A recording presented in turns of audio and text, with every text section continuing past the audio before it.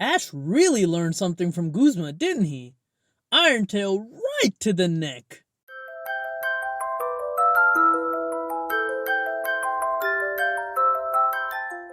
Yes, ladies and gentlemen, episode 20 of the new Pokemon anime titled Go Towards Your Dream, Ash and Go just dropped, and in this episode, we get another World Championship battle for Ash.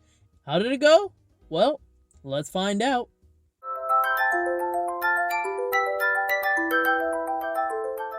This episode is split up into two parts, the adventures of Ash and the adventures of Go. What I find interesting is the portrayal of Ash and Go in these situations. I think it's a fascinating look at not only their characters, but also what the anime staff thinks of them as a whole. What do I mean by that? Well, let's go through the episode so you can see what I'm talking about. We begin the episode with Ash and Go not waking up when Koharu busts in the room and tells them that they need to get up. It's Orienteering Day and Ash and Go are the guides. There is a group of kids and they've been separated into groups to learn about Pokemon. The challenge being that there's 3 teams and the team that meets the most Pokemon that day wins. It's not a real competition or anything, more of a goal. And at the end of the day, they will all meet back up at the Vermilion Port. So let's start with Ash's group. We can see that Ash is more of a mentor type than Go. That much is clear. When he initially sees a Persian followed by a group of Meowths, rather than immediately try to catch it or battle it or explain things himself, he allows the Pokédex to explain it to the kids. His motivation as a trainer has definitely changed over the years, and I think that was the case starting from maybe the 2nd generation or the 3rd generation of the anime, when they decided to go a different route from both the games and the manga. But it does feel like they are pushing him to the battle extreme of the spectrum in this series, because Ash decides to follow the Persian as they're looking for Pokemon. The kids come along with him where they spot a Rattata and Raticate, and they're about to start fighting the Meowth and Persian. Ash gets excited to watch this battle, and he's basically commentating the battle. That's a striking contrast from his old personality where I don't think he would just stand there and watch Pokemon fight like that. He would jump in or try to stop it. That's why he's kind of surprised when Officer Jenny has the Growlithe just stop the fight, and he's almost shocked that the kids aren't next to him watching the fight like he is. It's not necessarily a bad thing, yet. I hope they don't take it to the extreme like Akira Toriyama did with Goku. Pigeonholing someone into a stereotype really stunts their development as a character. And I know what you're saying. Ash already has a character. We don't need to show it over and over again. And you're right. Ash's development has occurred over the last 20 plus years. But remember, this is a show for kids. Not only that, but when this series was being announced, I remember the press release specifically talking about the fact that this is going to be a family show with it moving to the new time, meaning this, for the parents that might have watched Ash growing up, might be normal, but the kids just growing up watching him now might just see Ash as someone who likes to battle and that's it.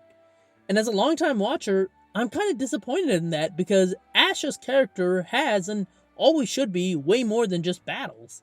I do think that the show realizes not to push his character too far to the extreme though, because after he realizes his error, to put the kids at ease, he does tell them to come and pet Officer Jenny's Growlithe.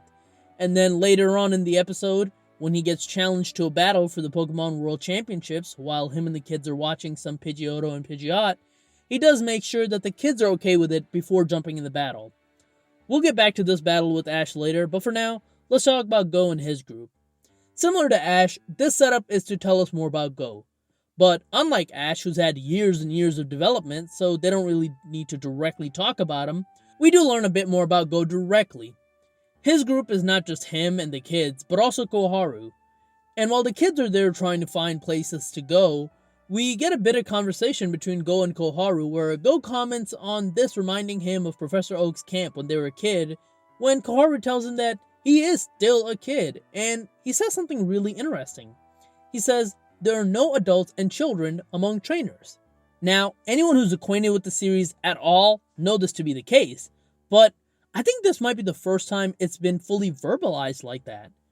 Go, in 8 words, describes exactly the thought process that makes the Pokemon world what it is. That's why kids leaving their house at 10 to battle isn't seen as that big of a deal by most. When someone is a trainer, there's no age, only ability. And this idea comes through even more when he uses Ash as the primary example of that. And there's a second bit of information here that we learn about Go. It's not new information or anything, but When Koharu says that she thought he didn't like battling, he responds by saying he likes to avoid unnecessary battles, but he's more than willing to take part in a battle if the situation requires it, like catching Pokemon. That's interesting. A bit later, we see the kids that he's with spot Pokemon, and this is the scene where I'm talking about, where they contrast Ash and Go. We saw earlier that when Ash saw a Pokemon, the first thing he did was pull out his Pokedex and learn more about it. Go, on the other hand, immediately goes for the capture and then learns or teaches the kids about them later. There's a whole host of Pokemon that he catches in this scene here. Besides the Pidgey, he also manages to capture both Nidorans, Poliwag, Oddish. The one Pokemon he fails to capture here is a Farfetch'd, and that's going to be a running joke throughout this episode. Now, let's get back to Ash's battle. He's battling against a trainer named Seiya from Goldenrod City. This is a one-on-one battle, and Ash will be using his Pikachu, while Seiya will be using his Meganium. The battle here is short, but it's a pretty impactful one. There's nothing spectacular in terms of animation or anything, but I think it does a great job of showing both the level of toughness in the competition, as well as how strong Pikachu is. I mean, the Meganium takes some big hits, especially the Iron Tail to the neck, but it still fights back. And Pikachu, well, we know how tough he is, but in case you forgot, let it tank a Solar Beam point blank and survive a gnarly ending on concrete, only to follow up with another brutal looking Iron Tail right to Meganium's neck. Ash really did learn something by watching Guzma. Ash wins this match and moves up from rank 3,763 to ranks 1,512. He is almost at the Great Ball tier already, and that's pretty impressive considering he's only done 2 matches so far.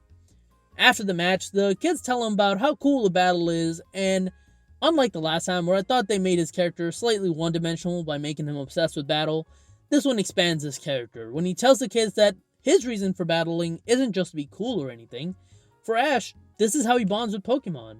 And Ash answers a major question here, where he says that even if he were to beat Leon and become the greatest trainer, his quest towards becoming a Pokemon master would still continue. Then we transition over to Go, where we see him capture both Ekans and Muk, and when the kids say Go's on a streak, he explains to them that this is how he bonds with Pokemon. It's different from Ash, but that doesn't matter.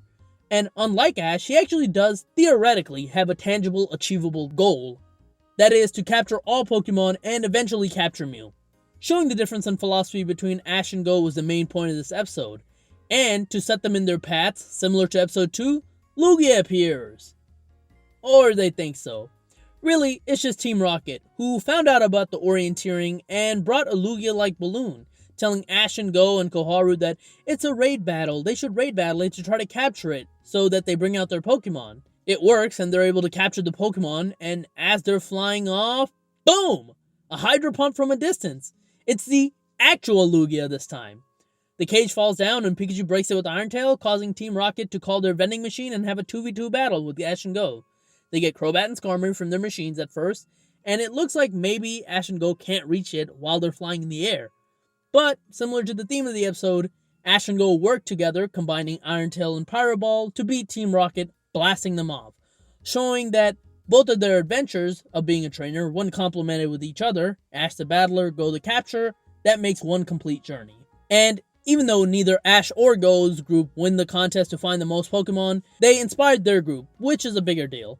Before the episode ends, the Farfetch'd shows up one more time to mock Go, but this time, he fakes throwing the Pokeball to cause the Farfetch'd to swing before capturing it. The episode ending with his celebration and the secret that Lugia was actually Mew the whole time.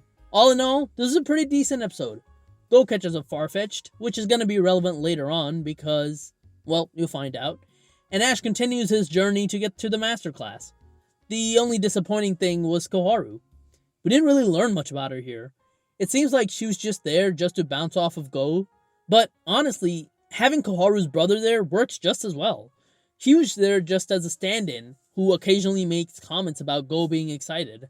She felt really wasted.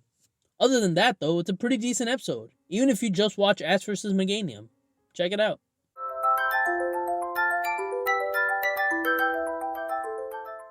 The next episode is an interesting one because Ash is getting an egg, and if you're somehow unaware, and I doubt anyone is, it's Riolu. It's a fan favorite Pokemon that people have always wanted Ash to have, and it'll be interesting to see how he gets it. The next episode is an interesting one because Ash is getting an egg, and if you're somehow unaware, and I doubt anyone is, it's Riolu. It's a fan favorite Pokemon that people have always wanted Ash to have, and it'll be interesting to see how he gets it. So there was a special teaser at the end of the episode in Japan where we get a trailer for the next few episodes, and this has got me pumped. In the preview, we see Ash potentially getting a Sobble as well, along with this Riolu, a Galarian Farfetch'd that I think Go will most likely get, a battle between Ash and Karina, Raihan, and just everything Galar. I cannot wait. Oh, and also Sonia. But anyways, that's it for my review of episode 20 of the new Pokemon anime. Thank you so much for watching. If you like this video, like, share, subscribe. Let me know in the comments what you think of this episode. You can follow me on Twitter at PdGaming, and that's it. I'll talk to you guys later. Peace.